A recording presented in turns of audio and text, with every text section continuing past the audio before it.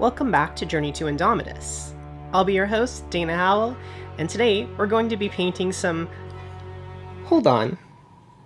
What do we have here? Dana, we challenge you to paint a 40k start collecting box in our painting style. I believe Guy often uses the word Grimdark. And in return, we will paint an Age of Sigmar start collecting box in your style. Which is beautiful and colourful and I love it. Sincerely, Guy and Penny from Midwinter Minis. Woohoo! I accept, on one condition. Can I paint the stuff I already have from the Indomitus box?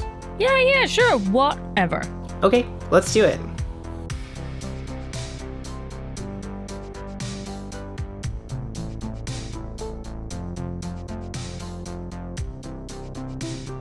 I've always been a huge fan of the YouTube channel Midwinter Minis. Guy and Penny are always coming up with fun tips and tricks to keep the hobby fresh, and whenever I watch one of their videos, I always find myself infected by Guy's enthusiasm for his painting, and by Penny's distaste for actually playing the game, a sentiment which I agree with. So when they challenged me to a paint-off, I was more than happy to oblige.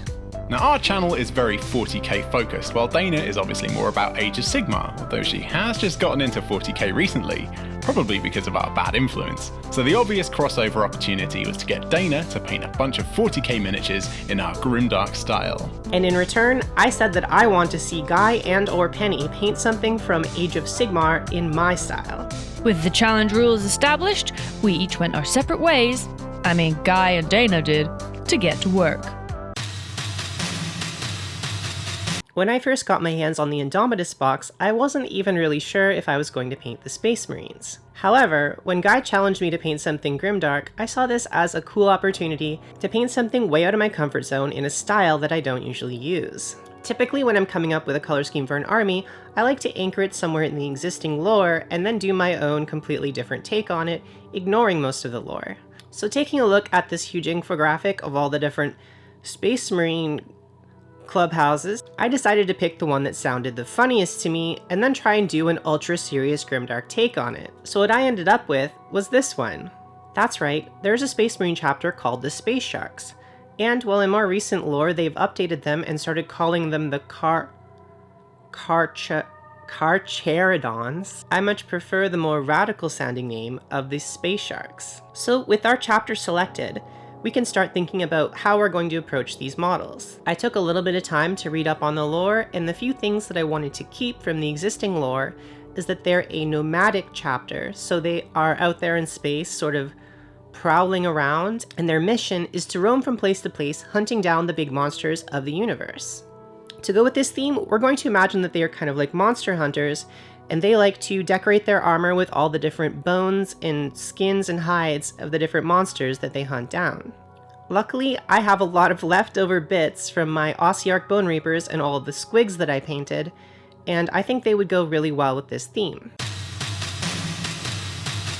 So after push fitting all of the Space Marines together, luckily these ones don't really require any glue, I busted out a whole bunch of bits that look like bones or animal hides, and I started gluing pieces on.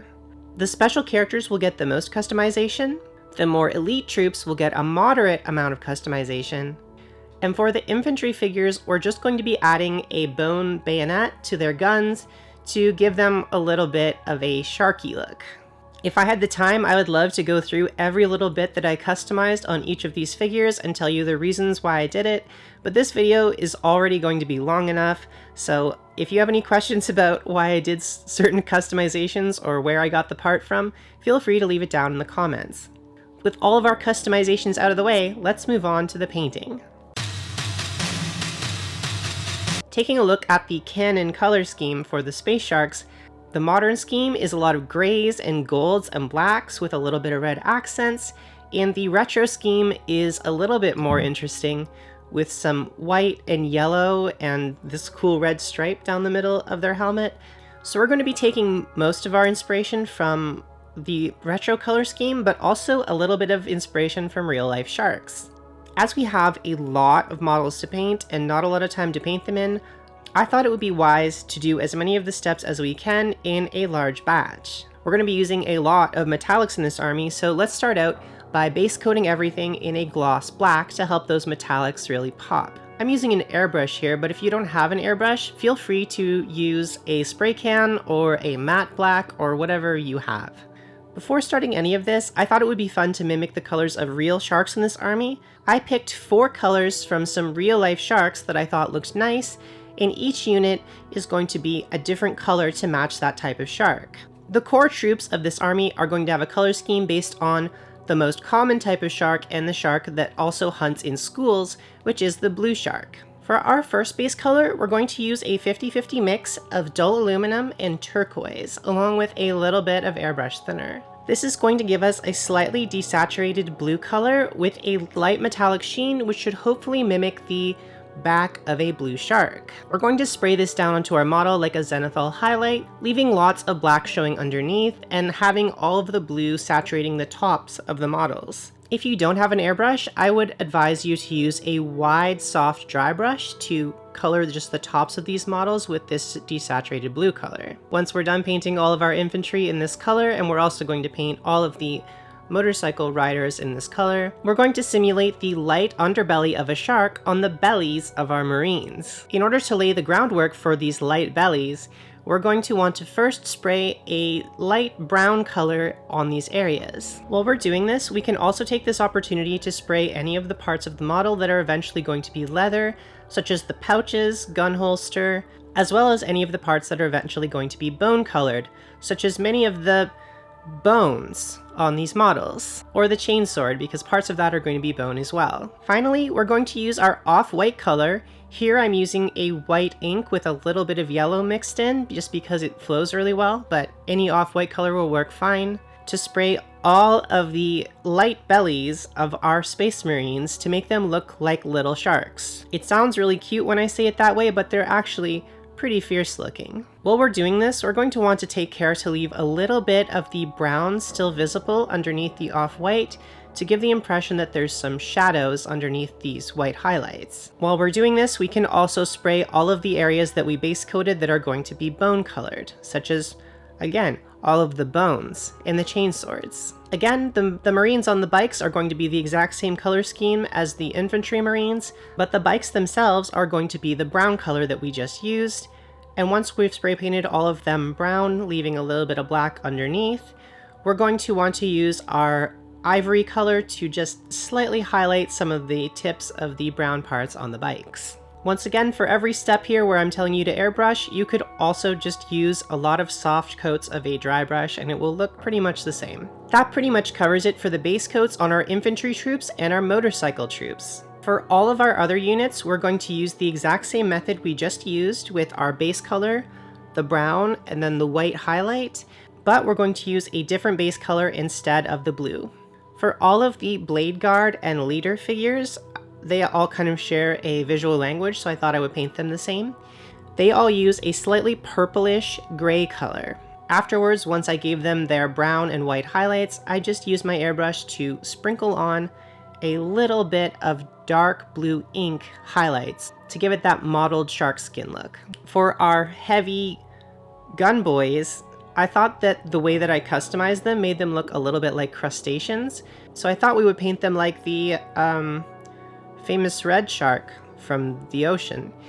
And again, we use the same color scheme, but instead of the base blue color, we are using a mix of our copper color and a little bit of cavalry red. For the executioner and the chaplain, we used the same colors as everything else, but instead of our blue color, we used a dark gray color. With all of our base coats out of the way, let's move on to our metallics. Although all of our troops look very different in color, they're all going to be painted in pretty much the same way, so unless I say otherwise, each of these steps is going to be applied to pretty much all of our marines. For all of our metallics, we're going to just be using these 2 colors of paint. We're going to be using the copper to paint the shoulder rims, some parts of the weapons, and the little copper circle on the back of all of the marines, as well as some of the little trinkets and holy symbols on the leader figures. Then we're going to use our aluminum color to paint pretty much every other metallic part on the models. To keep things simple, I pretty much just mimicked the way the box art looks in terms of what should be silver and what should be gold, and I just replaced all the gold parts with copper. For the bikes, we are also using these same two metallic colors, and we're just going to vary it up in terms of where we put the metallic colors. You can see here the way I've chosen to paint them.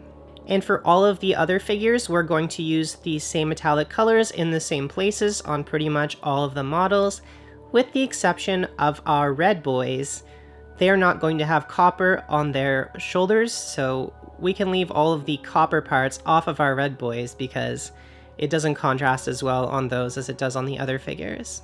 After we're done with all of our metallics, we can switch to our non-metallic colors to do the rest of our base coating.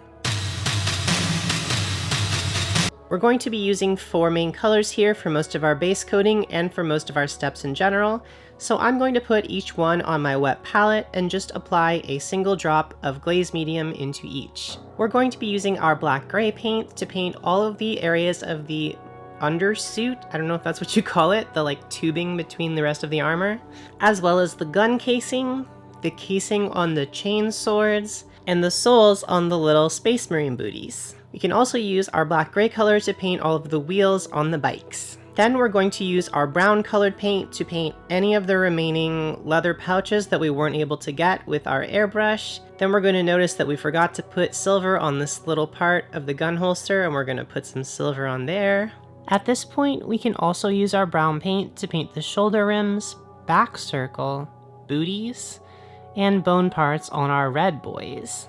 Once all of that's done, we can move on to do some shading and washes. The main color that we're going to use as our shade color is a slightly orange-brown wash. Here I'm going to be using my favorite custom shade, Howl's Bane Curse, which is really just a 50-50 mix of Reikland Fleshshade and Aggrax Earthshade that I mix together because I use it so often. I keep a whole pot of it mixed at all times. We're going to run Howl's Bane Curse over pretty much the entire model, leaving a little bit of room on the wide surfaces that we don't want to be shadowed, except for the leather and bone surfaces. One of the magical properties of this wash is that if you run it all over your bone and leather surfaces, it's going to make them magically look like both bone and leather. But for every other part of the model, such as the blue areas or whatever the main color is on the model, we're going to be using this pretty sparsely, trying to just get it into the recessed areas of the model. You can see that when this is done, it really brings the whole model together. This is because this wash has a large component which is orange, and orange contrasts really well with blue. This can be a subtle way to add a little bit of contrast to your models that no one's really going to notice, but you'll notice, and that's what really matters in life. The other thing we can use this wash for is some of the camo patterns that I want to add to the motorcycles. I want these motorcycles to look kind of like striped sharks, which is totally a real type of shark. So we're going to just use this wash to add some random camo patterns to the motorcycle to make it look more like a shark bike. Once that first coat is dried, I like to add a second, more selective coat of this wash to the stripes to give them a little bit of variety. Before we move on to our next step, we're going to use a little bit of our pale sand color, which we put on our palette earlier, to add some little white dots to the camo pattern to make it look a little bit more like a camo pattern. Depending on what you're going for, you could just Google search some real life camo patterns and try to mimic those, or just look inside your heart and use the patterns you find there. Now this is a Space Marine tutorial after all, so it wouldn't be complete without an edge highlighting step. As I'm sure you've seen in lots of other edge highlighting tutorials, including Guy's recent Ultramarine speed painting tutorial, which I quite enjoyed, we're going to use a slightly dry paint here, and I'm going to be using my trademark pale sand to edge highlight pretty much the entire model. Some people might say you should use different colors to edge highlight, and what I would say is pale sand. You can see here that in certain places where it's harder to edge highlight, I'm just using a little bit of stippling instead to make it look like some paint has chipped off. This gives us the benefit of looking like edge highlighting, but also looking like battle damage, depending on how you want to look at it. While we're doing this, we can also add a little bit more of this pale sand color to the areas of the model that we want to be bone colored. While we have our white paint out, we might as well go ahead and start painting on our chapter markings onto the shoulders and sides of the motorcycles of our army. The theme of this army is to look like the old 90s space sharks, but slightly updated. So we're going to go with their chapter marking rather than the chapter marking of the current Carcharodons. But I also thought that these models might just hand paint their own chapter markings onto their armor because they're out in the middle of nowhere. Where are they going to get a paint machine to paint custom things onto their armor? So we're just going to imagine that these have been painted on really roughly using whatever paint they had. This also means we don't have to be as careful when painting on our chapter markings because in the lore of our army, they're hand painted by Space Marines' big chunky fingers. So for the chapter marking on each of our models, I'm going to paint on the silhouette of kind of a shark coming towards the camera, and on some of the larger models, I'm actually going to paint sort of a shark skull because I just wanted to add a little bit of variety to these models, and as I kept going, I thought that the shark skull looked a bit cooler than just a regular shark coming towards the camera. Then we're going to use a little bit of cavalry brown to add some blood markings to our insignias. I did each one slightly differently, and I like to imagine that the various red bloodlines represent certain achievements within the various shark packs that these boys belong to. Kind of like Girl Scout badges, but for awful fighting men. Once that's done, each one of our sharks gets a red stripe right down the helmet, as a tribute to the original color scheme. Here, I'm just stippling on some red to make it look like chipped paint, and I'm stippling on some random patterns of pale sand on top of that to make it look even more chipped. Like with the chapter markings, I like to vary this up from shark to show that each of them decorate their helmets differently. Once all of our main steps are done, we can paint skin on the bareheaded models using any method that we choose. Because we're in a little bit of a hurry today, we're going to just choose 3 base skin tones, mixing each one together on our wet palette with a drop of glaze medium and a little bit of water. And then we're just going to apply 1 or 2 coats to each of the heads of the models using the skin tone of our choice. Once that's dry, we're going to apply 2 thick coats of Reikland Fleshshade to each of the models' heads. If you want to, you could then use the original base tone or a lighter color to do some highlighting, but we're going for a tabletop quality scheme today, and I think they look pretty good, so I'm just going to leave them without any highlights. After that, as an optional step, I'm going to use some contrast paints to do some black lining. Black lining is a term that I think comes from the Gunpla hobby, where you use a dark black ink on the recesses of your model to help all of the seam lines on your Gundam, or in this case on your Space Marine, stand out. I'm going to use a mix of 2 parts black Templar to 1 part contrast medium, although if you don't want to use any contrast paints, you could always just use any sort of black ink or black wash of your choice for this step. Using our black paint, we're going to do our best to just get it into the seam lines on the power armor, and if we want to, we can also use it to add a little bit of dirt or grime on the lower parts of the model if we want to. Finally, we're going to add a coat of our black paint to the lenses on the helmet of the model. I find that this really helps to shade in the lenses and give it a little bit of a glossy sheen that makes it look like lenses. With all of our main steps complete, we can now add some optional weathering to our models. You can do as much or as little weathering as you would like, it really just depends on how dirty you want your Space Marines to be. I'm imagining that these sharks get pretty filthy out there in the middle of space, so we're going to add quite a bit of weathering because that's the Grimdark aesthetic. Now our models already have quite a bit of weathering, just from the various washes and stuff we've been doing, but Green Stuff World just sent me this liquid pigments rust set to try out, and I thought it looked pretty fun. So today we're going to try out these rust pigments on these models. To get started, we're going to put a drop of each of these onto our palette, and then we're just going to have fun with it, adding a little bit of each of these to our models to see what effects they can give us. This is a very optional step, it's just something that I wanted to do for fun, so feel free to ignore this if you want to. After doing some tests, I found that I got the most use out of the dark rust pigment. I was able to use it on the weapons and armor to create some really nice dried blood effects, as well as to give a little bit of variety to the shading and the cracks of the armor. I also really like the orange rust quite a bit, as it added some much needed contrast to the blue by adding a really bright orange color to the mix. This set also comes with 2 different colors of verdigris, which I found pretty useful, especially in combination with each other to kind of like mix it up. And I was able to get some pretty nice oxidizing effects on our copper by mixing these 2 colors together. So in summary, I found that I used about 4 of the paints out of this 6 paint set, and I do like the way that they look. They dry really interestingly. They have a different property than most of the other paints in my collection.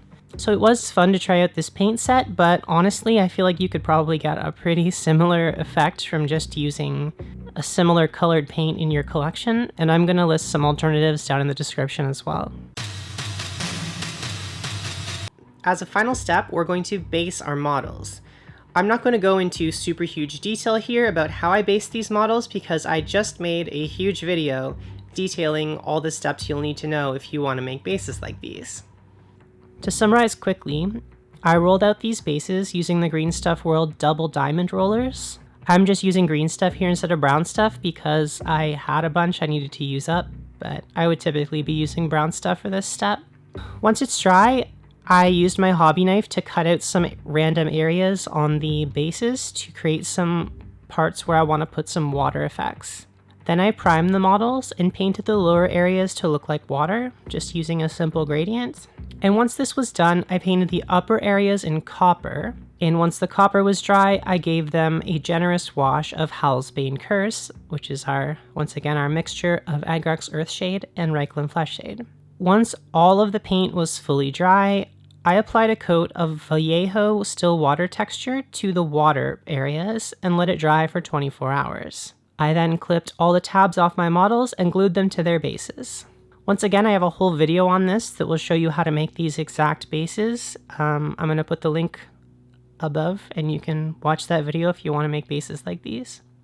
And that's about it. With our models complete, let's send these over to Midwinter Minis and see what they think of our Grimdark paint scheme. Oh, Guy, you got some serious competition here. I mean, I'm not that I'm surprised. She's a much better painter than you. Look at the colours. They look well good. Oh, I love that brassy colour. That is nice. Such cool kit bashing. A corn demon skull on your bike. I see, Dana. I knew that. I knew what that was. Them bases, though. That's so nice. That is really nice.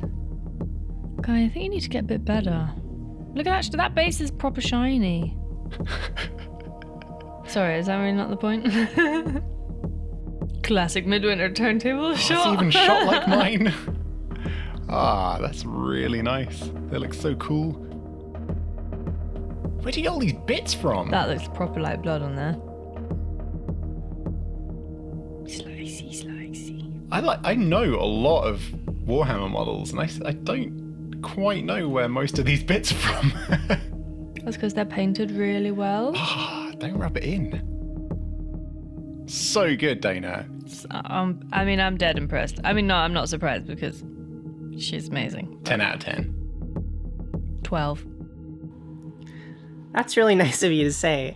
Well, I'm really glad that you liked my models. If you want to see what I thought of Guy's half of this challenge, where he painted some corn demons in my style, you can go over to Midwinter Minis and take a look at his video and see my reaction to how he painted. Thank you so much for watching, and if you came here from Midwinter Minis, please go and tell Guy and Penny that I say hi and thank you for the collab. I'd also like to extend a huge thank you to all of my patrons on Patreon for helping to fund this channel. This month, we'd especially like to thank Laura Matarazzo, Ben Sweefel, Clary McGuire, Ben Lattimore, and of course, Midwinter Minis. Thank you for watching, and I'll see you in the next video. Or over on Midwinter Minis. You can also see me on that channel right now.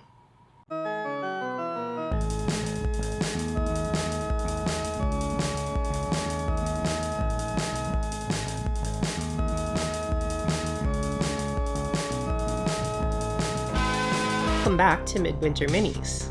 I'll be your host, Guy and Penny, and today we were thinking we don't paint nearly as much Age of Sigmar models on this channel as we ought to. For that reason, we're going to be painting some Demons of Khorne in the style of our favorite miniature artist, Dana Howell. We think Dana Howell is probably the coolest miniature painter out there, and she has a really unique art style, so we thought today it would be really fun to